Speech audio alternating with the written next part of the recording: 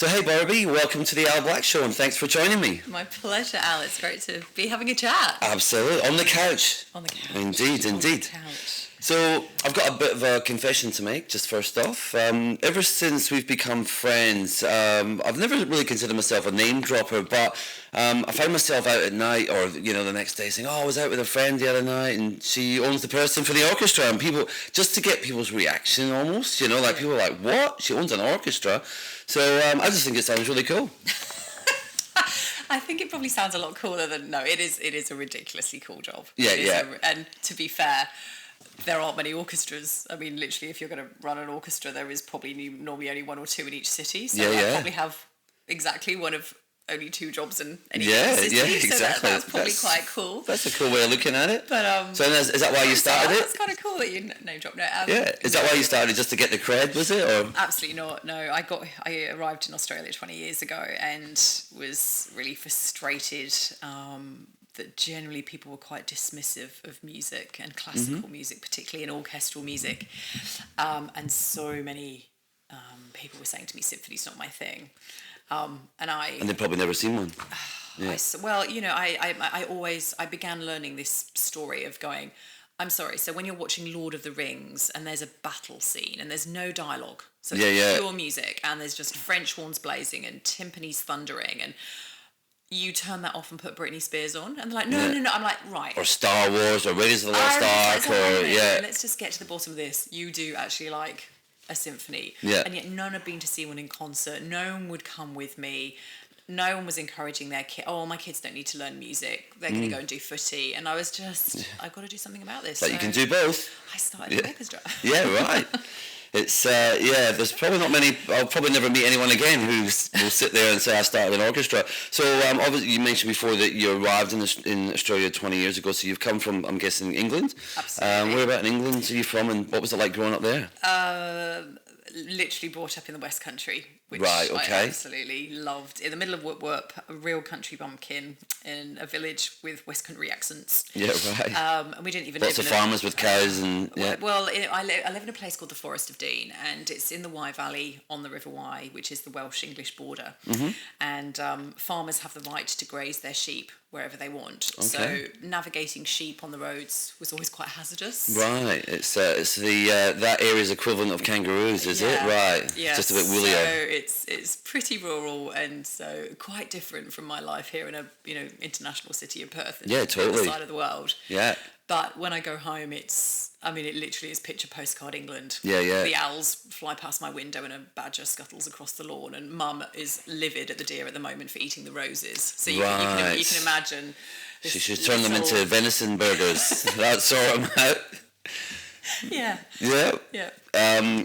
It reminds me of a thing that Billy Connolly did actually, and he was talking about a cooking book that was done by the Duchess of whoever, and as he was flicking through it, he had to laugh because there was a recipe in there for there was some venison dish, and each page had a little comment at the bottom, and she'd written something like a great dish for getting rid of that leftover venison, and he's saying how many people have leftover venison lying around. Now I've known you for a few years now, and but while I was doing the research for this interview, I was discovering a whole bunch of stuff I didn't know about you, and I think within about 10 seconds I realised I think I'm dealing with a classic overachiever here. And for some reason it made me think of my school report cards, and because mine were always easily distracted, could try harder, and I was thinking, what is someone like Bourby? What does she have on her report cards? Is it just awesome, and what words do they use? You always got a grade for attainment and a grade for effort. Efforts, yeah. So 1A or 5. Yeah. And look, welcome to my world. I generally would always get the 1As. Yeah. So I always that was just normal, and you don't, when you're a kid, you're not really fazed by anything. It's just a fact on a piece of paper. So I was like, but I did get sent out a lot, and for what? I actually had to move primary schools because talking. Oh right. So I think that I really, when you go to a primary school that's got kids from 3 years old to 11 years old in the same room, and you start at one end of the classroom, and as you get older, you sort of move along the across school, building. yeah. You know, and they're in a village, you're dealing with a massive range of kids and backgrounds and abilities, and I was always so bloody curious, but also found, you know, if someone gave me a recorder, I could play it within a week. If someone, you know, I mean, whatever, I just picked stuff up, and my parents were amazing. They're educators. So when you're going home, you've got that support, and your parents are explaining stuff to you all the time. You're just soaking it up. Yeah, you're learning pretty quickly. So, of course, when you're at school and someone's explaining something really slowly that you know backwards, and you've got my kind of personality, you're not just going to sit there, you know, fluttering your eyelids, saying, you know, and you're going to want to discuss. You're going to want to start talking about something else, or butt in, or explain it better, or I think I was probably I was never a bad kid. Yeah. I think I was just shockingly precocious. Yeah. Loves a chat. Without knowing. Without knowing. So, I mean, you know, looking at that time at school, that's where I believe you started your first orchestra, because that's what normal people do when they're at school, they start orchestras. So how did you get the idea for that? So, look, not an orchestra, but at my secondary school, again, there's a huge amount of music making in England, and most of us at some point have sung in a village choir or something, like we really have. And even at my comprehensive, you know, sort of music permeated it, but it wasn't a strong music program at all. And every bit of me screamed music. I loved music. It was one thing that came naturally to me. And so I kind of forced people to learn instruments. And then I forced them into a string quartet. And, you know, so pretty persuasive. We ended up having the only ensemble at the school that would then play for every function and in the foyer. So obviously we all got quite good quite quickly, because no one else was doing it. No one's doing it, and we were doing it all the time, and practicing in the music room at the lunch break and all that kind of stuff. So, you know, I very, you know, age when I didn't know what business was or career was or anything, started pulling together musicians and putting on concerts. So a bit, it's kind of in my quite DNA. the promoter. It's in my DNA to do this. I'm guessing, or one would assume that with all this music going on, the playing, the organising of the music, that might have distracted you from your studies. How did you go in terms of marks at your school? I got the top marks at my There you go. Unbelievable. But can I just say that actually no one was more shocked than me or my parents, because I still throughout high school was a chatterbox. And oddly enough, my parents never really reined me in. I'm so self-conscious about it. I really hear myself in meetings sometimes like, Bourby, shut up. It's actually really hard to manage that when you've just been allowed to be a train your whole life. So, you know, that's something in some ways I regret. I think my parents should have stuck me in a corner a bit and said, learn how to... Oh, well, I mean, things could have turned out very differently, and probably not for the better, I don't think so. No, then, you know, when you finished school, you went to uni to study music, but it wasn't just any uni. What's it like studying at Oxford? Oh my gosh, I can't even begin to tell you how that changed my life. Can you remember getting that first, getting notified? Yes. I was with a friend of mine, one of my dearest friends growing up, and she'd moved to Cornwall, so I went down to stay with her. And I got this letter, and I remember I was so excited. For me, somehow, you know, I knew that Oxford was going to be a gateway somehow. Why not Cambridge? My father had gone to Oxford. Okay, yeah. And Cambridge was a bloody long way away. Right. I mean, it is. I mean, sorry, not by Australian standards. Yes. But on English roads, when you're weaving around to get that far of the country, and Cambridge was freezing. Yeah, and right. I always remember discussing it with Dad, going, if I'm going to apply to Oxbridge. And, you know, Oxford was just, you do. I was like, oh, Dad went there. It'd be so cool. And, yeah. Did you do music too? Or? Yes. Yeah, right. No, sorry, my father did modern languages. Right. But that's, in itself, the way you think about language is quite similar to the language of music. So actually, you know, I think there's a theme there. Look, Oxford is like living on a film set. I mean, as you probably know, a lot of the Harry Potter scenes were filmed in Oxford. Yeah, right. I didn't know it was that one, but yeah. Yeah, so the dining hall in one of the colleges. It's a collegiate university. So there are 26 beautiful colleges that are essentially look like huge grey English country manors, each one of them with these quadrangles, beautifully mown courtyards, and they become your residence. So not only was I living in the most historical, beautiful environment, but you also have a central faculty for your subject. So from maybe it's not 26, maybe it's 36 colleges. There's a vast number of colleges. You'd have 2 or 3 music students a year in each college, and we would all go to the faculty for lectures. So you're meeting people from different colleges who would then invite you to things in their college. And I cannot begin to tell you, for a university that absolutely emphasises academia, you didn't even need to play an instrument to study music at Oxford.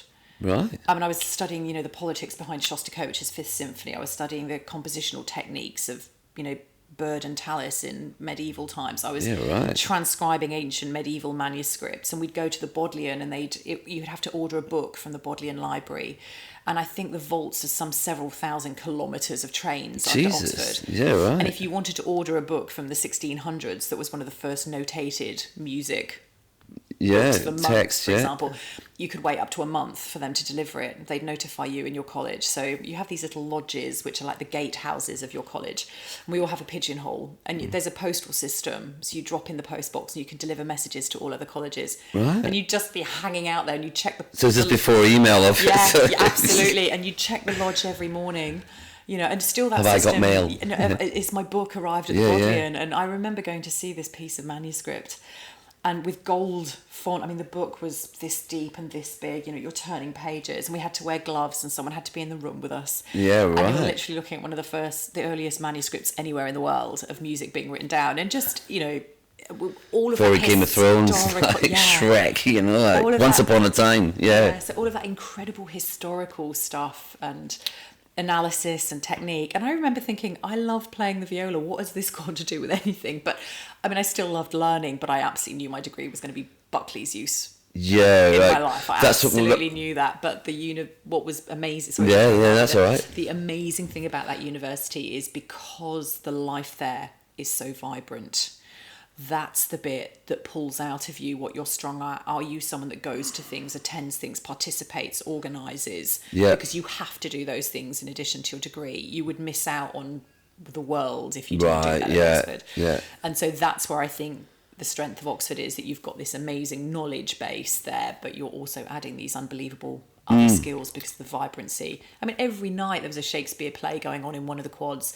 There was a concert in every college chapel. I think there were 15 college orchestras, if not more, when I was there. Yeah. And being a violist, everyone needed a viola player because no one wants to be a viola player. Everyone wants to play violin or cello. Yeah, right. So, I was in huge demand. So every night of the week I'm playing repertoire. I think that I played and experienced a greater range of music than if I'd actually gone to a music college and actually done a performance degree. Yeah. So it was absolutely magical. And look, my God, the girl in the room next to me was the Right Honourable Caroline Bootle Wilbraham, and who was telling me about her debutante's ball. That's a hell of a name. I didn't even know what a debutante was. I mean, there's an English level of lords, aristocracy, ladies. I have no clue how that works. So me being a little country girl from an English village, to then have a room next to her and meet her father, who was whatever. And, she was going to inherit nothing. Her eldest brother would inherit the entire family wealth, as is tradition. And, I learnt so much. I mean, just what an incredible...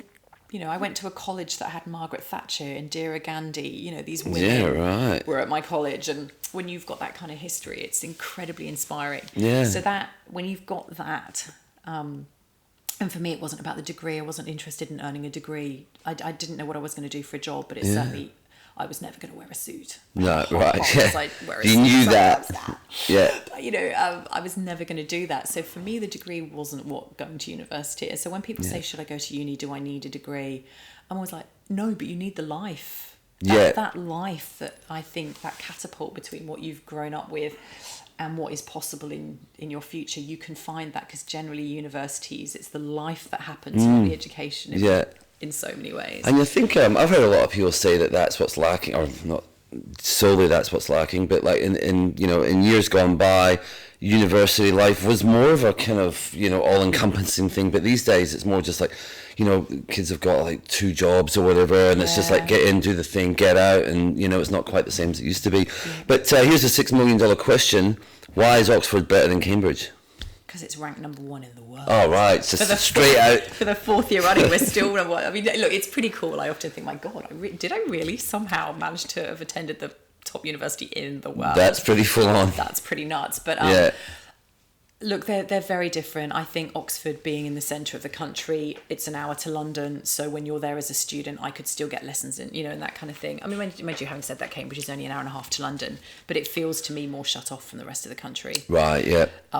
Whereas to me, Oxford is the absolute heart and centre of England. So, is there any other sort of differences between the two? Like, is one seen as more conservative than the other, or they're both quite conservative, or? Do you know, I never knew that. When we were there, we just knew that the light blues were our enemy. We were the light blues, and the Oxford boat race was sort of the pinnacle of that decider. That those two universities would row against each other. Yeah. So no, I never knew whether one was cooler or hipper or more academic or whatever. I mean, Cambridge is so many of my friends, music friends, went to Cambridge as well. Yeah. It just shows you that I think music really does help study. Yeah. I think I performed better academically as a result of being a musician, 100%. It's got more things firing in your brain. And I loved visiting Cambridge, but it felt more like a sleepy town, whereas Oxford felt like a city. Right, yeah. Oxford was really bustling. And sounds like more my scene, I think. Not that I'll be going to Oxford anytime soon. Now, why is there such a strong relationship between those two universities and rowing? What is it about rowing that's just, Look, if I understood the history a bit better, but rowing has always been, because the equipment is so expensive, a private school activity. And so because traditionally, although it's changed completely now, Oxford and Cambridge were fed into by the top private schools, therefore they were taking on the best of the best. The traditional sports of rugby, cricket and rowing, way more than soccer. Rugby, cricket and rowing were so dominant at Oxford. And because I'd understand the rowing race is on television. Sure, and it is kind of this hilarious. So many people in Britain get into it, even if they've got nothing to do with the university. Just a battle of wills, really, and a historic race. It's the tradition that's around it. Because you have to drink Pimm's. And you have to eat strawberries and cream. There's a whole... And there's a certain dress code as well. It's like the blazers, isn't it? The boater hats, the blazers. Yeah. Because there's this whole tradition around it. It is a sort of national celebration. Yeah. So when I went to uni, my father's words ringing in my ears, and I didn't excel at Oxford academically, but actually that's because I didn't invest that much time in it. You're too busy doing the other stuff. Yeah, my father, who'd done the opposite, who literally said I didn't do a thing. I was so desperate to succeed and perform and not mess up that he spent, X number of hours a day in the library and was a mouse. Didn't join any societies, didn't join any clubs. And he said, I just wasted, I wasted my degree, because he came out with a bit of paper and didn't end up doing languages. So he said, so what did I get from that experience? He said, whatever you do, just go and immerse yourself in the life that's Oxford. So I kind of felt I'd got my father's... Well, I think maybe what he got from that was the knowledge that, to try and make the most of every situation, and each situation might not just be, what it looks like, And look, I wasn't sporty at all, but I decided I had to try this thing called rowing. Because that's what Oxford people seem to do.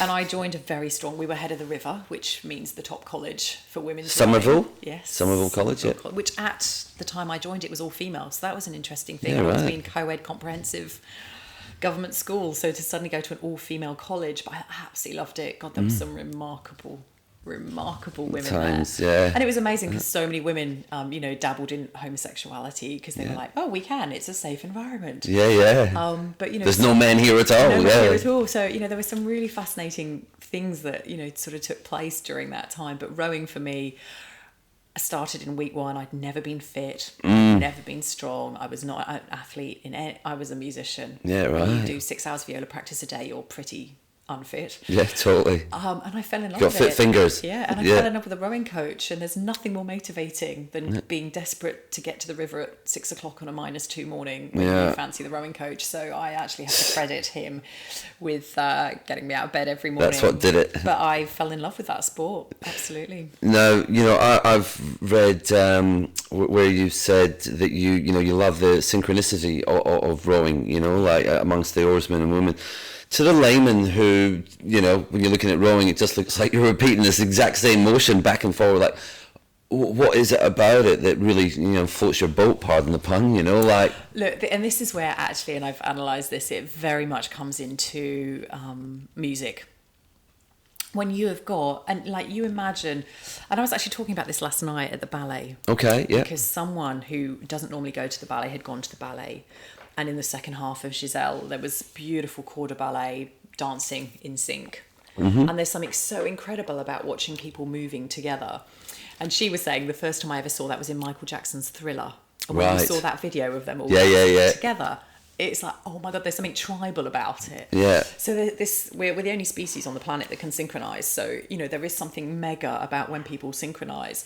And I remember watching the first time the Blue Boat, the Oxford Blue Boat, rode past. Yeah. Now, novices, they look like concertinas. They can't move together. Yeah, right. It's chaos. When the Blue Boat goes past and there's 8 enormously strong men moving absolutely in sync, and this boat is booting it. Absolutely flying. For every stroke they take, this boat is cruising effortlessly. Yeah. It's a bit like if you've got a bicycle turned upside down and you tap the top of the wheel and start spinning it. Yeah, it just goes. You don't need much effort to keep it going. You just tap the top of that wheel and it's going to keep flying round. Yeah. And I just watched this and I got goosebumps. It was just poetry. And, you know, I rode for many years, but in my final year, I'd got such bad calluses on my hands that I couldn't play my viola. And I opted to do a unit on my... And I was a very serious viola player and I was struggling to reconcile mornings and nights. Concerts are in the evening, rowing's in the morning. So this meant this window of sleep in the middle of the night, and this issue with my calluses that I was rowing a lot and just finding it harder and harder to play with finesse. Yeah. So my only option was to drop out of rowing and become a coxswain, so I could still be in the boat. I just didn't have to pull the blade. Right, okay. Yeah, so that was That's what they call them, is it blades? Yes. Yeah, right. These big blades that they put in. And what I found was that when you're rowing along, exactly like a composer will change tempo to change a mood, we would change tempo to change the speed. So you could have a waltz like 1, 2, 3, 1, 2, 3, 1, and I would use my voice to encourage that rhythm, and then I'd be like, we need to make a change, this is what we're going to do, step it up, and it's 1, 2, 3, 4, 5, 6. So are you counting numbers to them? Is that what you're doing? I don't say the numbers to them, but in my head that's what I'm doing in order to break it down into those fractions to get the tempo change. And I'm using my voice, so we make noises, we make calls. What, like code words or something? Yeah. Yeah, right, okay. Yeah. So everything you go, hup, ba, we're going to make the change, up to, ready, go, now, and how you pitch your voice, what you say, the speed that you say it. And if you can get those changes perfectly and the guys are just, or girls are just completely in tune with you, that boat will fly. So what were some of the highlights around that role? Hands down the athletes.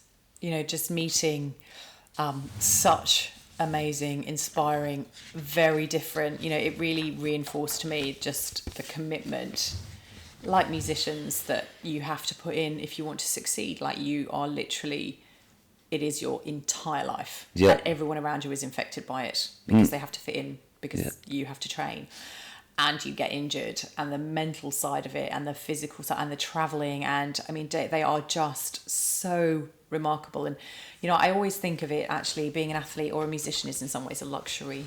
Right, okay. Because it is a privilege to pay for lessons. So many kids don't have the, you know, their parents couldn't even afford an instrument. Sure. A parent can't afford a hockey stick, let alone driving you to coaching every night, the fuel cost. You know, there are so many. And the time that the parent puts in as well. And it takes money, you know, like money makes medals. Yeah. Awful to say, money makes music. Awful to say. But when you see a country that's going to host the Olympic Games and they pump all that extra money in 15 years beforehand, and, you know, it gives them results. That's the thing, that, you know, because what it gives you is pride. Yeah. And actually, that, you know, that's mind-blowing. And I was so goddamn proud of these athletes. Like, some of them, how hard they'd fought because they didn't have a lot of money, so they had to work amazing jobs. And, you know, just what an amazing journey. You know? And just some of them, you know, Kylie Wheeler was just this absolutely beautiful human being, a heptathlete, and you know, just there were so many memorable moments. You know, Todd Pearson, who was just the most beautiful swimmer and human being, and you know, sometimes they'd have such gentle personalities and be willing to give so much time, knowing that they were just about to go and do another training. You know, everything I asked of them was time, but they knew that I was helping them. You know, pushing them forwards. Yeah, but literally, I'd never met such a diverse, interesting, and again, it just reinforced that whole, it doesn't matter who you are, if you are that committed, there is a way. Yeah. You will get the gold. Yeah. So it was during this time that when you were at the Institute of Sport that you decided to head to UWA and do an MBA. So, but in true Bourby style, you couldn't just rock up, get the MBA and give them a nod and head off to the pub. You had to win not one, but 2 academic prizes along the way, including the Charles Harper Prize, which basically says you are completely fabulous. Do you also leap tall buildings in a single bound? You are the completely fabulous person. I looked it up and I was like, yeah, that's pretty much what it says. It's for the person who's made an outstanding contribution to the course and the life and the program and the Yeah. So, and a director's letter is you have to achieve a certain grade for each assignment you submit in. Right. And if you If hit you those do grades, that, then you get a director's letter as well. So. there you go. So from my knowledge of the postgrad environment, you're often given quite a lot of free rein with your assignment topics. So I'm going to assume that your topics have more than their fair share of music and sport, or both, or am I completely wrong there? You're completely wrong. Oh, wow. Because, and actually what the benefit of, I loved doing my MBA at UWA. Yeah. And UWA, the reason I chose that was because they have so many group assignments, which is good and bad, because there were clearly some people there whose companies had paid for the MBA. Right. Yeah, And if they you're didn't have paying the for it same. yourself and it's costing you 40 grand, Yeah. you are literally... You're putting in the effort. You're putting Yeah. in, so you want out, so you are working. Other people whose companies, they were like, I just need 3 letters after my name that says Yeah, right. MBA. So really not. So when you're doing a group assignment and you know that you're basically going to have to write it for the group because the rest Yeah, aren't going right. their way, that sucks. But that's a good lesson because welcome to the working world. Yeah, definitely.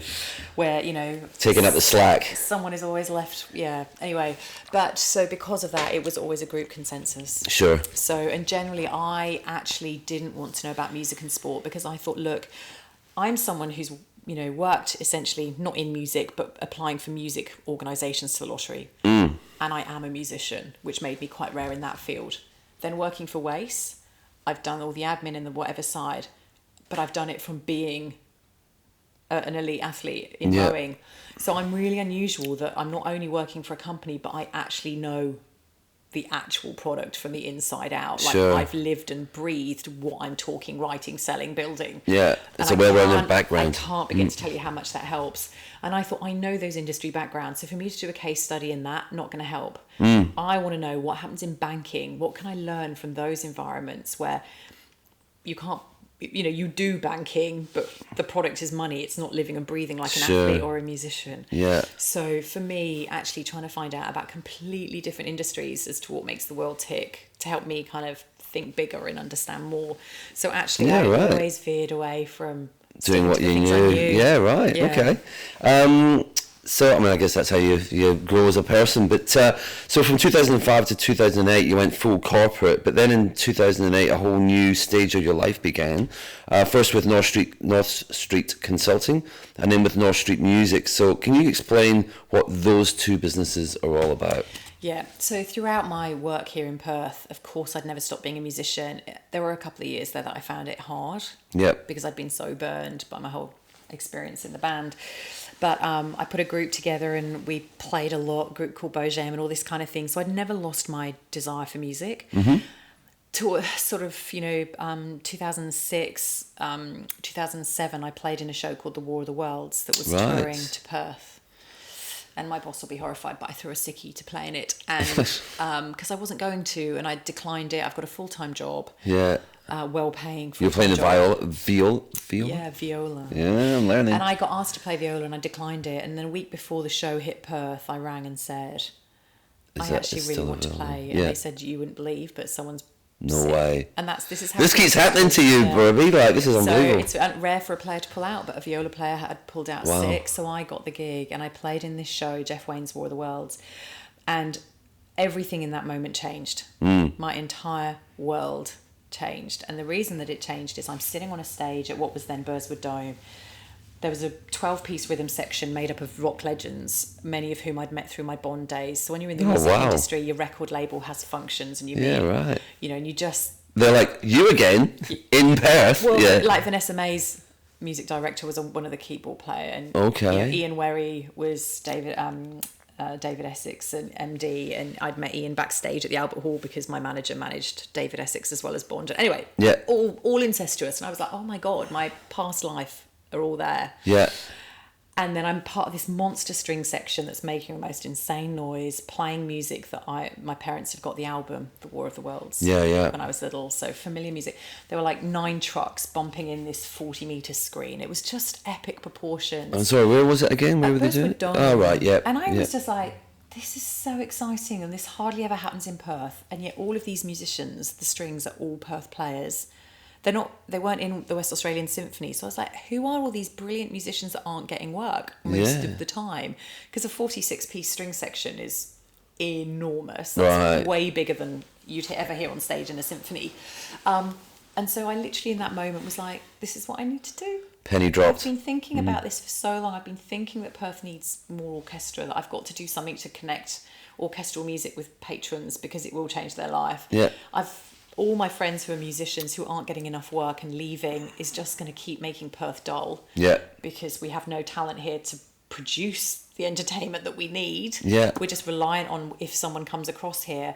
And the sheer size and scale. And I thought, come on, I've got some business skills. I've no idea how this bloody thing works. But let's have a crack. I think I can learn. The confidence of the MBA was, I think I can learn. Yeah. So I literally handed in my notice, and I'd literally, I still earn less than what I earned back then. I was on an extremely decent job back in working at that engineering firm post MBA. And so I ditched everything. But me being me, I'm not a huge risk taker. Right. Ironically enough, but I'm not. And so before I left the firm, I'd already found someone who was interested in hiring me 2 days a week as a consultant to do some marketing and business development for them. So I left the firm and set up North Street Consulting. North Street is the road in Swanbourne, Cottesloe here in Western Australia. Mm-hmm. It's the first road that I drove down. It goes between West Coast Highway and the Marine Parade in Cottesloe. Yeah. And at the end of the road is a very steep climb. And as you come over the top, you just see ocean and nothing else. Yeah, the Indian Ocean looks fantastic. Stop, Africa. Yeah. And I remember the first time my then partner drove me down that road to see the beach for the first time. And I'd just landed in Australia and I didn't know where my life was going to go. And this entire vast, beautiful ocean with the sun setting was in front of me. And that to me was my new horizon. I was like, that's my new blank canvas. So North Street was my way to this new future. Right. So I just figured it would have been because you lived in North Street or you had an office there or something. So that's a good story. And I like the idea of north pointing north. Like the only way is up. I was like, the only way is up, baby. A bit of Yaz. Yeah, exactly. I always sing when I hear a line I know. And so North Street Consulting was born, but I knew that I wasn't going to be a consultant. What sort was that? Like straight up business consultant? Okay. Yeah, so obviously I then set up North Street Music at the same time. So the 3 days a week, I wasn't doing my consulting. You were doing the music. I was trying to work out how the hell to get a symphony orchestra off the ground. And actually my solution to that was to ring Jeff Wayne. I always think, whenever I listen to myself, I'm like, I am so precocious. So who's Jeff? So Jeff Wayne wrote The War of the Worlds. Oh, right, yeah. He is the man behind that multi-million selling album. Yeah. Narrated by Richard Burton. And I'd, of course, me being me, introduced myself to Jeff, who was conducting the show in Perth. Yeah. As part of this big world tour. And of course I'd got his email, so I just wrote and said, Jeff, you might remember me from the Perth show, just a little viola player. I'm actually in the corporate world. I'm desperate to get back into the music world. I am thinking of producing some big shows. Haven't a clue what I'm doing. Would you let me come on the tour? Right. Okay. And he was like, no problem, we'll get you on the orchestra in Britain. So my friend Emma, cellist from here, and I jumped on a plane in 2009. Right. Went to the UK and hit the road on tour. And I sat by all the different roadies, from the pyrotechnics guy to the stage manager. So you weren't playing, you were just observing? No, I was playing. Oh, you were I was in right. the orchestra, but you are literally going Sheffield, Newcastle, Manchester, Brussels. You're literally city to city to city, day after day. And is it different cast members or orchestra members in each? It's the same crew. In the UK, you have that luxury of touring the same band. Yeah. So we are literally going from city to city, day after day, rinse, repeat. Yeah. I mean, you wake up hungover at 9 a.m, get on the bus at 10. Yeah. You're at the next. So there's a bit of a party culture, is it? Oh, really? I would never have thought. I thought they were all like, We are exhausted because it is just constant. I mean, that we did an experiment one day just to see how many pints we could drink at lunch, because we arrived at Nottingham at 1 p.m. and our sound check wasn't till 4. So the whole orchestra were like, how many? Jesus, and we right. knew, I mean, look, we're all professional. We all know that. You know your limits. If we didn't know the show so well by then and know that we could all play extremely well by then. Yeah. So and then you do the sound check from 4 to 5. The show's at 7:30, so you've got 2 hours back in the pub. Do the show. I thought you were going to say to sober up, but you go back to the pub. Oh my God, and then, that's gold. And then 11 p.m. Look, we don't do this every day. Yeah, right. And of course, just we every all second know day. the limits. Yeah. And we all are professionals, so we would never drink to excess to the detriment of the show. But you're in the hotel bar until 3 in the morning. Jeez, right. And then the next morning you're up at 9 o'clock and off you go again to a different city. Fantastic. It's like you see these tour buses like on movies and but they're like rock bands like in America. And look, there are 4 or 5 coaches in this entourage. So the first coach is like the A coach that Jeff Wayne would sit on. Okay. And the stars of the show like Jason Donovan and so whoever was the stars of the tour were on that bus. And then there was the second tier bus, which was the band. Yeah. So that the 12-piece of legends, rock musicians who were playing in the rhythm section. Yeah. Then you'd have like 2 crew buses or 3 sleeper buses where all the crew was sleeping, and then this chugging school bus that almost didn't work had the strings on it. It was all the smoke billowing out the back. It was just like so it didn't take me long to befriend the band, so I ended up on the B bus most of the time. All right, you just moving up the chain. I was just like, I'm not sitting. Gold. But that's. I mean, I'm hugely indebted to Jeff Wayne. What he created with that tour is insane, and he's a gifted musician himself. And I will always be in debt to him for letting me go on that tour and learn. Do you know what, Al? I can't tell you how important it is if you say you want to go and work for an engineering firm if you don't really understand engineering. Like for me, I'm not going to run a tour if I don't understand what the stage manager does. Like I really try because otherwise, how can I say no, you're wrong? Or, no, I need to support you in that if I don't know what your job entails. Like if it is really safety issue, I need to know, and I wanted to live and breathe it, so I learned so much. It was a good move then, definitely. Do you know, one of the best memories for me was because the crew works so hard. I mean, they have to get up at 6 in the morning and literally get to a new show at 10 a.m. to start bumping in a stage and a 40-foot Martian fighting machine and 3-ton Martian. I mean, like what they build in 6 hours for then the sound crew to overlay. So during the show, they sleep under the stage in hammocks. Wow. So the stage is a good 4 or 5 meters high. And we're queuing up as string players to climb this unbelievable staircase at the back of the stage to get onto the stage. Yeah. And all under the stage, all you can see these black hammocks. They look like bats. It looks like a bat cave. And all the crew, and the show's 100 and whatever decibels. And these guys are all wearing huge cans, huge headphones that are noise cancelling, so they can sleep under a live rock show. And the only sleep they get is between sound check and the show finishing, so between 4 and 11. So they sleep between 4 and 11 p.m. under the stage, and they start bumping out. They've normally packed down by about 3 in the morning, and then they're on the bus getting to the next the people in the audience would have absolutely no idea there's a whole bunch of people sleeping underneath the stage. Oh, like it's literally, and like you look at them and it's just bats. There's just all these people wrapped up in these black hammocks swinging from under the stage. That is out of control. It's really cool. So, with Perth Symphony Orchestra, it's you're known for breaking the orchestral rules, so to speak. Can you give me some insight into just how it is that you guys go about that?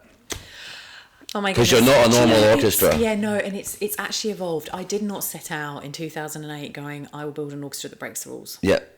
I just wanted to build an orchestra that could connect. So because there is already one in Australia, the West Australian incredible symphony orchestra here. But back in the day when I first got here, I mean, symphony in the city didn't exist. So the whole concept of playing open air concerts where people could come for free and have a picnic and just try before you buy. Yeah. That didn't exist. So that's what sowed the seed for me. And Wazo are still doing wonderful things and more spreading their wings. So the goal was to make classical music more accessible, maybe? 100%, Right. 100%. To open the door. Yeah. Because so many people are like, nah, I'm not even going to come and hear it because it's not my thing.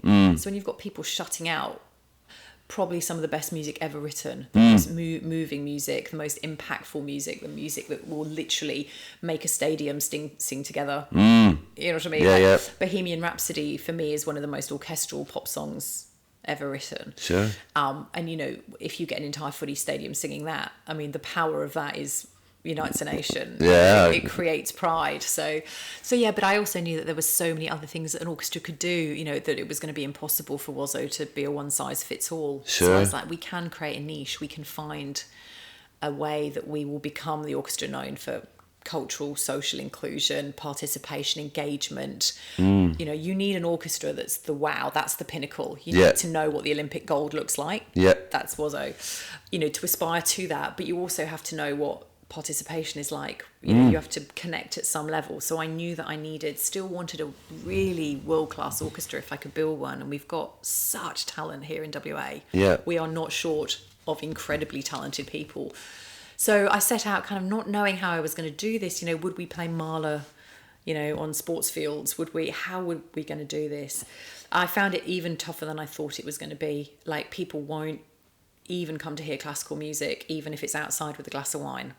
Right, okay. So they're literally like, I don't know who that person Mahler is. I don't know what Sibelius 2 means. What is Sibelius 2? Is there 2 Sibeliuses? Like, I don't know. We all know that it's his second symphony in the classical world, but you know, I realised how we talk in code, and anyone talking in code is a turn off. Sure, yeah. So then I had to start talking in a language that people wanted. So what we did was we looked at the Rolling Stones and went, why is it that a bunch of old geezers can still sell out stadiums? Singing 30 songs that they've sung for 40 years can sell out stadiums at $399 a ticket, and yet I don't think that music is as... It's brilliant. It's nothing like what orchestral music can do for me, and I think could do for everyone if they invested some time understanding it. Sure. So I was like, God damn it, what's the secret? So we literally tore it apart and we went, right, for a start, in an orchestra, you have a bottom facing you, the conductor's bottom. They've got their back to the audience. Mick Jagger. You thought, let's get a good one. And that's where Jessica comes in, is it? Look, we do have a fabulously stunning, brilliant, talented, gifted, amazing female conductor, but you know, they are looking at her bottom, and you know, thankfully it's a wonderful bottom, but it was still the case of Jess has got so much more to offer than that. And actually, like Mick Jagger in the Rolling Stones, he's allowed to communicate with his audience. If he stood with his back to the audience all the time, it'd be bloody weird. So you know, we said, Jess, you've got to start turning around and talking. Step 1. Step 2, Mick always says, you know, this one we wrote when we were high as a kite in a Cadillac crossing the US, and this is what this song's about. So even if you haven't heard the song before, you're interested in it because Mick's told you a story about it. So people love stories. We needed to start telling stories. Even if they're having a bit of a jam, most of the songs are never going to go past 7-8 minutes. So we've got to start playing 7-8 minutes. The audience can get up and go to the loo whenever they want. So we've got to start... Is that frowned upon in... Oh, God. Oh, right. Oh, God, you'd never stand up in the middle of a symphony and go to the bathroom. Oh, never. right, okay. You have to sit there with your legs crossed. So I was like, right. So we actually need to start playing in environments where anyone can get up and move around when they need to. We need to be able to serve wine and food and alcohol and not have people come straight from work hungry and sit through a concert in silence. You know, there's got to be a social component. Every single rock concert, the lighting emphasises the song. So whilst I can't have bright, glitzy rock and roll lights for classical music because it really distracts the musicians and the audience, what I can do is create a mood that if there's a beautiful, soft, melancholic song, I can light the stage in green. So I can start you. So we literally said the rules of the contemporary music industry can apply to the classical music industry. We've just got to change the set of rules that classical play by. Yeah, right. So we don't play concerts at 7:30 with one interval. We don't play hour-long pieces of music. We don't put things on the programme with numbers and Ks and Ds and stuff that people don't understand. Yeah. You know, a lot of people don't know what D minor is. Yeah. And that's not their fault. I still want them to enjoy the music. Yeah. So we They might think it's algebra or something. Yeah, so we are the orchestra now that breaks the rules. We've literally said there is no boundaries. Yeah. So we play everything from hip hop to grunge. We've played everything from Nirvana. Well, I've got some of that here. I've got Nirvana to Ministry of Sound, George Michael, more recently the reinterpretation of The Doors, which I've been at the Ministry of Sound one, and I was at The Doors. Fantastic. Can you pick a favourite, or is that like asking you who your favourite child is? Like, do you know, I think it's always the most recent. Right. I think it's always, so like for me, you know, I put so much effort into The Doors and did so much research about the 1960s, because music for me is never something in isolation. It's always a product of who created it, when it was created, and why it was created. Yeah. So Jim Morrison wrote what he there's no way he'd write those songs now. Yeah, No way yeah. the Doors would write those songs now. I mean, other than the fact that they just wouldn't be taking those kind of drugs in that level now. Like, no one is doing that. I mean, gosh, of course there are still drugs in the world, but they're used for different reasons now. Yeah, yeah. You know, whereas back then it was experimentation. Now it's I think it's more escape. But yeah, it's totally a product of the environment. Correct. Yeah. So therefore, for me, you know, again, I just need to know stuff. So I researched the 60s and what an epic decade that was. And I think the Doors could only have existed then. And therefore, what their music is doing is reminding people of who they are, where they've come from, you know, what their childhood was like, you know, what that time in their lives was like. And so it connects people to their past. So music suddenly has this much bigger purpose than just being an entertainment.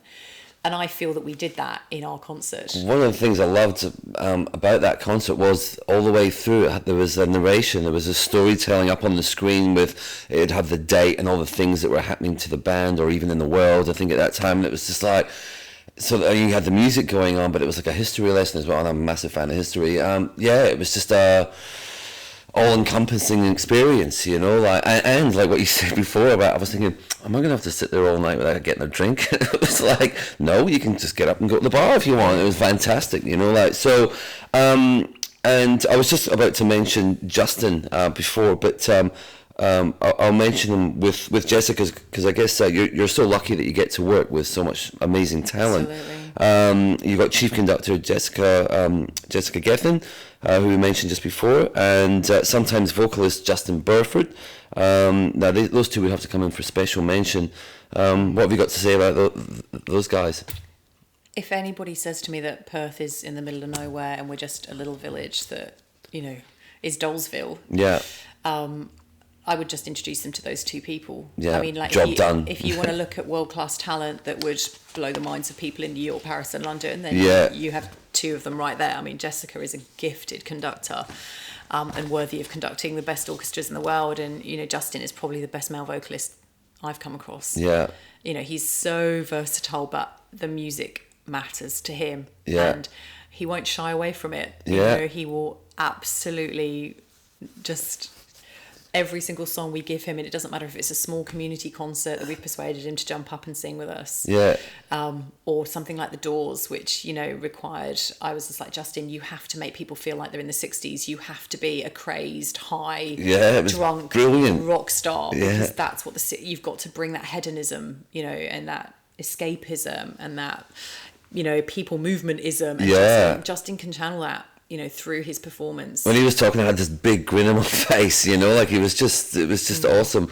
Have you got a preference as Justin as Kurt Cobain, or Justin as Jim Morrison, or they're both good for different reasons? Or I think whoever I gave Justin to sing, he would absolutely just nail it. I've heard him sing Bowie, and I was just blown away. No, he's just exactly the thing about Justin is that, you know, he will absolutely commit to the music of the artist, and whilst he assimilates, because he understands he's got to kind of get inside their skin to be able to sing their music as it should be sung, he also owns it in his own way, which is just incredibly powerful. No, look, you know, I you know, both Justin and Jess know that I'm a huge fan, and I do hope, you know, because I'm not gifted, so in a thing, I've never been gifted. I'm not a viola player or businesswoman. I'm not gifted. And when I see someone who is, I'm like, I've got to help that. You know, that's just so worthy of being shared because it is so inspiring. Yeah, totally. So I hope that, you know, my role is elevating them, showcasing them, supporting them, giving them opportunities. And I guess for all the clubbers out there, myself included, when you did the Ministry of Sound event, or you've done a couple, I think now, you had Groove Terminator as the creative director, you had Sam Sparrow, Alison Limerick and Crystal Waters as guest vocalists, and one of my favourite DJs and producers of all time, Dr. Packer, as the warm-up act. Now I'm tingling all over just thinking about that lineup. Like, it's just, you know, it's awesome, really. And do you know, if you'd sort of said, oh, do you reckon an orchestra would like that kind of music? Most people would go, but don't they listen to Mozart all the time? Yeah. That gig was hands down most of our musicians' favourite. Really? Yeah, right. Show.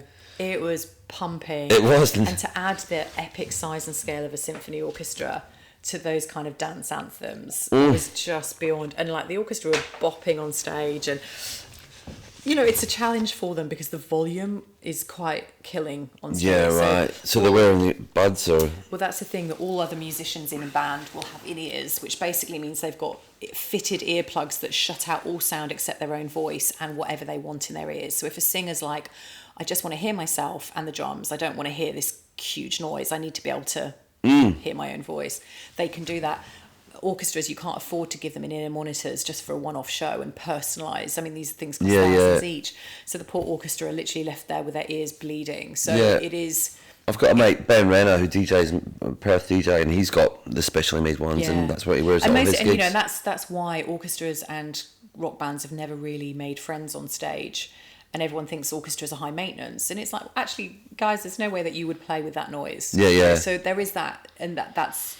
I've been on stage with Ministry of Sound, and I absolutely loved it, but I almost vomited every time the drummer hit the snare. Right. I've never had such pain through my head, and I was like, I'm actually tonight aware that my hearing may not be the same again. Wow. And there's no way around that? No, and we would be in breach of contract if we leave. Well, we're not, because in the contract we always say, this is the noise limit. Sure. But if you haven't got an official person, I'm just a viola player and I don't have a decibelometer on me, and if there's no one supervising, so now at Perth Symphony we always make sure we do, but you don't want to be the person to stop the show. No. So it's really hard, and some promoters unfortunately aren't super lovely. Yeah. And they're just like, the show must go on, shut the up. Yeah. And you're like, this is in the contract, and you are actually potentially really damaging a lot of people's ears. Yeah. And their musicians are fine. They've all got this protection. No, am I hearing then that there probably won't be any more of those gigs or that style of gig? No, that we will, but we've just got to keep finding. This is the thing that I will always find a solution. Yeah. Because it's so much fun and it's so good. Yeah.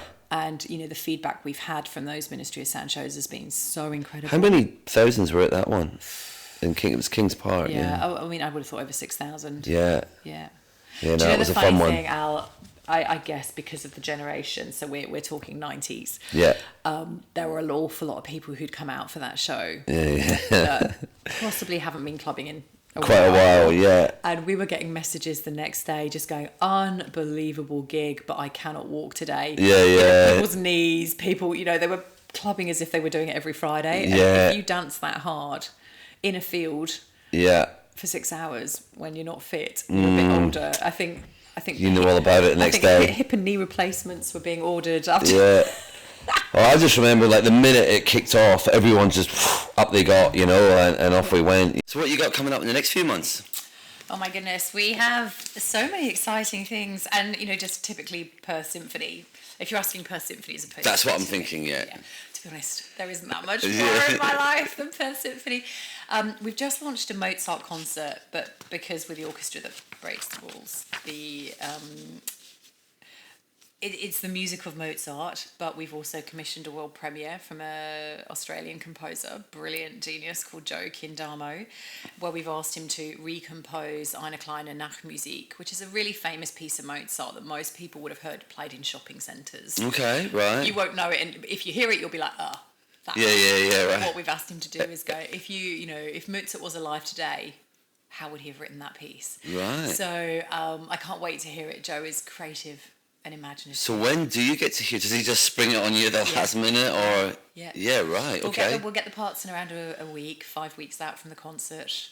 Look, I can listen to a digital version of it in a week when he sends it through, but it's not until you actually hear the orchestra play it through for the first time and the notes come off the page and little black dots on a piece of paper suddenly become an oral thing. So how does a person, how does a composer rather redo an existing body of work? Like what sort of process do they go? How do they change it? What's different? Is it a different key or? Literally whatever they feel at that moment. So they'll start playing around with a melody and they might sort of take it off into a swirly, lush, filmic type thing, even though it was very upright and precise. Right. So back in the day, there was so many sort of like, well, this is your sonata form, you must write this way, almost. This is or it's not even you must write this way. That was what was trendy. It's like at the moment when people are writing pop songs, there are certain drum beats or vocal effects that everyone uses for a couple of years. It gets old. A new producer brings out something new. Sure. Everyone starts to copy. And, that's in our world. Yeah, right. So obviously, Joe has got vastly more tools to use than Mozart did. Yeah, of Sounds course. and textures. So I'm imagining something. Mozart was just beautifully balanced, unbelievably refined, exquisitely simple and yet complex. Yeah, right. And yet just very upright, very precise. I think Joe's going to make it more elastic. I think there'll be a vibe of more freedom and film, Right. more emotive. More like a film score type. Yeah, we're also playing a piece called An Airmail Letter to Mozart, written by a British composer, Jonathan Dove. So that's really exciting. So yeah, we've got some. So that's a different event? No, all in the Mozart okay, concert. So yeah. the piece called An Airmail Letter to Mozart is again reflective of Mozart, but it's sort of writing a letter to Mozart in music.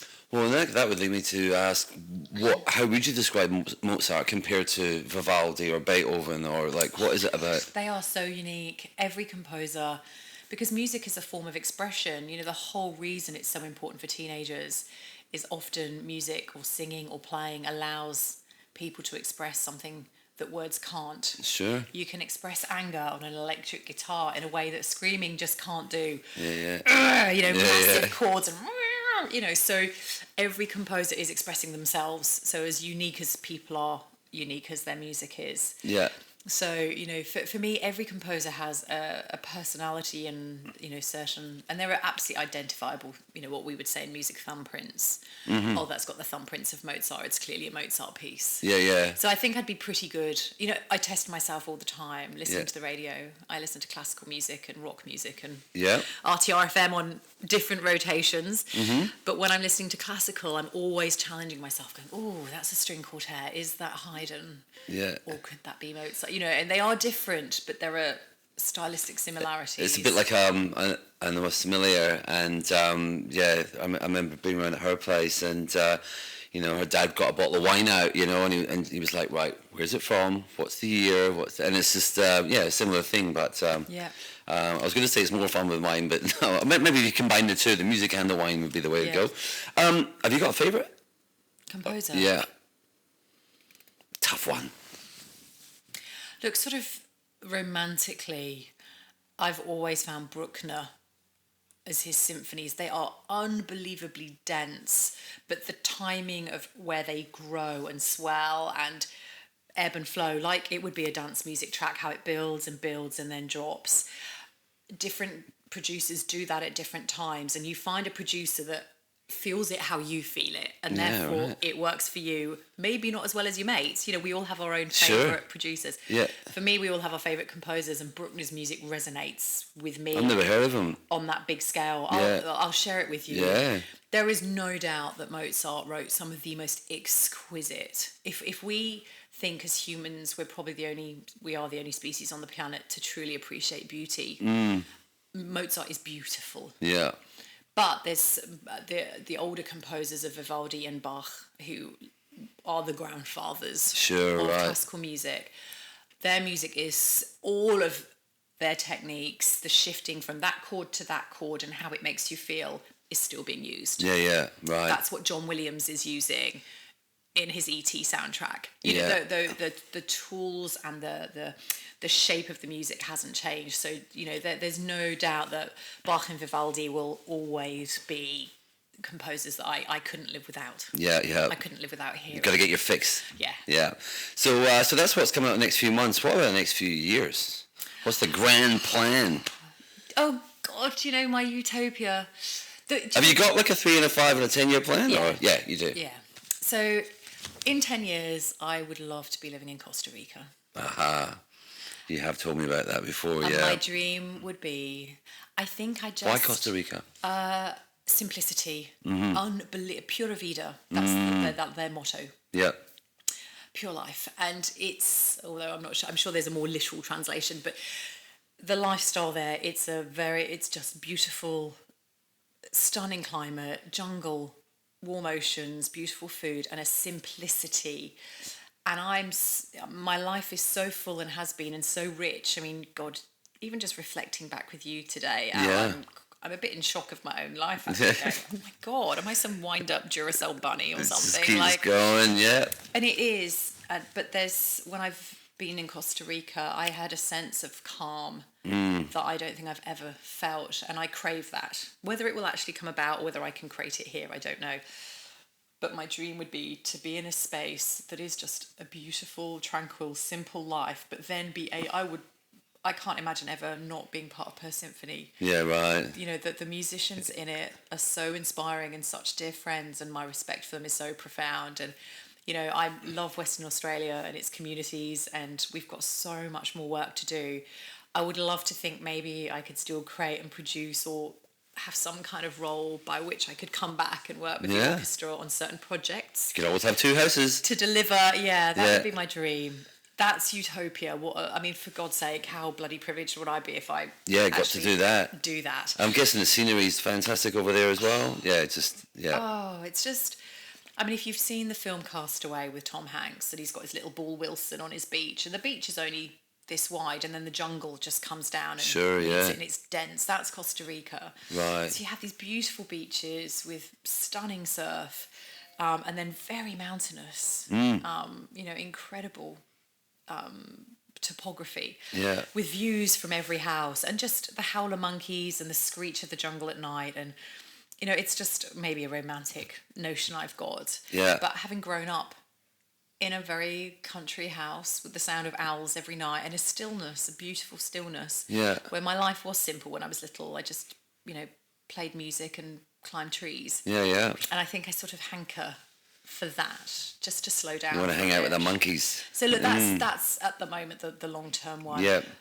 Within 2 years, my aim is that the orchestra needs to not be anything dependent on me. Okay. I still obviously want to work for it, but I've got to get to a point where if something happened to me, the orchestra would still keep going. Sure. I don't want it to be a risk. I don't want it to be about me anymore. Yeah. It deserves to exist on its own. Western Australia needs it. And therefore I've got to somehow make sure that this orchestra is fully sustainable, fully funded, and we're waiting on a huge fund application at the moment, which will be a game changer. So all of that stuff. So that's sort of the 2 years. Okay. And then the 5 years is to build it to a point where it's unequivocally in demand, meaning every Western Australian would be horrified if we weren't here. Yeah. So they've absolutely understood that what we're trying to do isn't elite or for a segment of the population or somehow elusive or exclusive. Yeah. That what we're offering is something that everybody needs, and that music is a vital part of people's lives. And I think even in 5 years we can have that impact. Right. Any music or popular, you know, you've done things like The Doors, anything in your head that you'd like to get done, or would that be a secret? We get presented with ideas all the time, and my goodness me, I'm absolutely not necessarily the person. I mean, I come up with some ideas, but you know, Nirvana was Justin's idea. Yeah, right. We've been bought a project by one of our violinists, is a hip hop artist. Okay. And has talked to us about an artist called Dilla, and I'm fascinated because again, what that artist represented was this movement and this world, and you know, all these different things. So, you know, we might go that route and just go, could we do something a bit more warehousey, a bit more, right? You know. So we'll see. So all the time we're brought these things, and I'm like, if we did that, would that appeal to that group? Could we get a new bunch of people interested and connected and inspired, and start a new conversation in WA through a genre? So look, I mean, gosh, there's loads now. It's continually evolving. I guess it's just like you just like a kid in a candy shop, but the candy shop's like the biggest candy shop in the world. You know, like one thing I just remembered that you will have coming up in the next few months. You've got the Snowman at Christmas. Yep. Yeah. So. Yeah, I was going to mention that actually after getting lost on my Mozart concert. Yeah. The Snowman is a piece of a Christmas story that everyone who grew up in the British Isles. I know it well, yes. Yeah, we all know it incredibly well. And it's a beautiful story. Is it Ella Jones? Is that who? Yes, Ella Jones there's one song, it's an orchestral piece of music that was written to bring to life an illustrated book. And this book, actually, I discovered, was written as almost a beautiful lesson to help children understand loss. Okay. So a young boy builds a snowman on Christmas Eve, goes to sleep, and at night he wakes up and there's magic dust and the snowman outside has come to life. And they go on the best adventures, and they go to the North Pole to see Father Christmas. And he comes back and the snowman wraps a scarf around the boy's neck and they give each other a hug, and the boy goes back to bed to wake up on Christmas morning. Yeah. Gets up so excited, can't wait to show his parents the snowman and bring the snowman back into the house. Yeah. And of course the snowman's melted and it's just a pile. And of course that loss, but actually it's turned it into the boy just accepts that does happen in life. Yeah, right. And what happened was this magical journey, and the boy touches his neck and the scarf is still there. So he didn't dream it. It was real. Awesome. So this beautiful story which tells children it's okay to lose sometimes. It's hard, but that life moves on. And so someone obviously decided what a beautiful emotional story that is. Let's set it to music. So we perform this stunning 25-minute film, and it's literally for kids that we've had kids that are 1 year old staring at the stage, eyes this big, right up to, we sold more adult tickets last year than kids tickets, right. because people our age are just And have you got a screen up, showing the yeah. So, and because there's one song in it that was sung by a boy soprano and a singer called Aled Jones, who's now grown up, made that famous in England. I actually wrote to Aled Jones and said, wow. would you possibly record a message for us? And so on the big screen, he was like, hello, Perth. My name's Aled Jones. And if you remember me singing this when I was a boy. And he was super lovely. Yeah, right. So it wasn't like, he hasn't turned out like a Macaulay Culkin and he's like, no. He's okay. Yeah. But both the Mozart and the Snowman, the tickets are selling super well. And my God, I cannot ever do a flop. Yeah. We don't get funding, so this orchestra has to be, there is that constant pressure to be amazing. And we need to take risks to be exciting. But if I push it too far and people are like, I'm not sure what that is. It's a fine line. I could have a massive hole on my hands and the orchestra just can't wear that. So, it's an interesting challenge. But so even things like Mozart and the Snowman, in some ways are extremely popular, but we are putting massive twists on them. We do a statewide search for the boy soprano. Okay, yep. And last time we got 46 amazing boys auditioning via video, sending in beautiful videos of them singing anything from Eric Clapton to the Beatles to the song Walking in the Air. So it's so every time we do a concert, it's never just let's just entertain people. It's always like, it's got to matter. It's got to have a number of elements to it as well. Yeah. Cool. Okay, so plenty going on. Yeah. And finishing up in Costa Rica now. Is there anything else that we haven't covered today that you'd like to get out there at all? Anything that we've missed, or anything you wanted to get? Or anything else you want to plug, or just the actual thing about music? Yeah. And you and I both. Music is our world, and we both have jobs. Sure. And my job is to administer an orchestra. The fact it's an orchestra is almost irrelevant. I do admin. Yeah. Right. Yeah. Most jobs boil down to that, don't they? Sitting at a computer and ringing people. But without music, you and I wouldn't have probably brought together through a mutual friend who loves music. Exactly. And to me, music is just so important. It's so fundamental. And, I hope that everybody listening here reflects on that, because I feel that we've turned it into a commodity. It's something you either just have background in the shower or the gym, or you're willing to pay 400 tickets to go and see the star element, because some marketing company has sucked you into, an artist. Yeah. Whereas it's so much more basic than that. It's literally about discovering who you are. It can actually change your life if you bring it in and use it and discover it and spend time with music as an active thing, not a passive thing, learning about it, and investing time, whether you're a musician and you want to play. And I so encourage everyone to attempt to play something, because even playing a basic tune on an instrument allows you to express yourself, because you play it your way. And so there's that, but it's more about how people engage, connect, spend time. If you're going for dinner at a mate's house, actually have a conversation about what music you're going to play that night, because it actually will change the atmosphere. I never thought of doing that. And how you connect with people, rather than just allowing whatever happens to be blathering, because it will change whether your dinner party's a success or not. I usually take my UE boom speaker with me, and it's just people go, "Oh, you just do the music," So as a DJ, you instinctively would put on or pick music knowing the friends and the atmosphere for that without a doubt. So this out, and that's why hanging out with you is awesome, because your music is the soundtrack to the environment you're in. So it's just about getting people to think differently about music, that sport is so ingrained here in Australia. And sport is the most incredible, wonderful thing, and my life wouldn't be what it is without it. But I think that we also all need to just spend and invest a little bit more time, because I think we'd all be an awfully lot better off. Better for it, yeah. Well, I've been from a run this morning, and I've got the gym after this, and you've got your Pilates class coming up. So now we're pretty much done. We've just got the one final question I ask everyone. What's your best party story of all time? Now, folks, Bourby actually messaged me and she goes, I haven't got one. I was like, I'm sure you'd come up with something. So do you have like and this is obviously one that you're happy to talk about in public, but maybe it's just a festival that you really like? Or? Yeah, look, I hate to say, I'm actually... You need to come out with me more often. I'll give you a bunch. Let's do it next weekend. I think I'm always so exhausted. I collapse at 10 p.m. So actually, for me, I haven't ever really been able to party because I'm always up early rowing. And so literally my life, it's not that I don't know how to have a good time. There's a party called Glitterbox in early November. It's at the Court on a Sunday afternoon. Great afternoon. Let's much do better. that. Done. Okay, have a day. Okay. But in terms of sort of recent experiences, I have to say, Gaita, my partner, has spent his entire life wanting to go to Burning Man. Yes. And I would kill to go to Burning Man.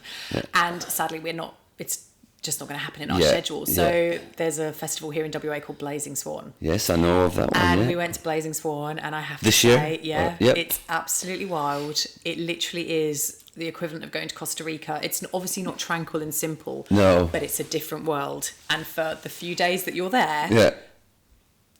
you can get away with blue murder. It's like, as in, you can get away with being something that if people saw, people dress up, and I joined in on this. If my work colleagues had seen me, we won't go too far into it. But it's like Costa Rica with lots of side trance. Yes. And I just think that to actually let your hair down completely and not worry about who you are and what you do, and that people are going to judge you, or that's not appropriate for your role in society, or this or that.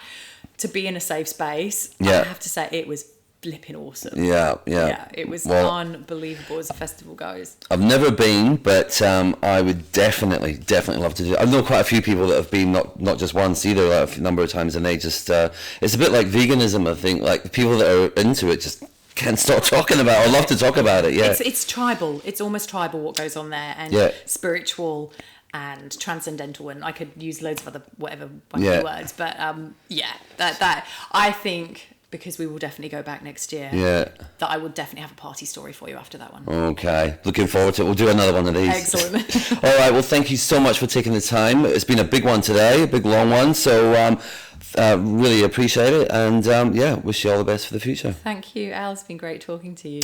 Cheers.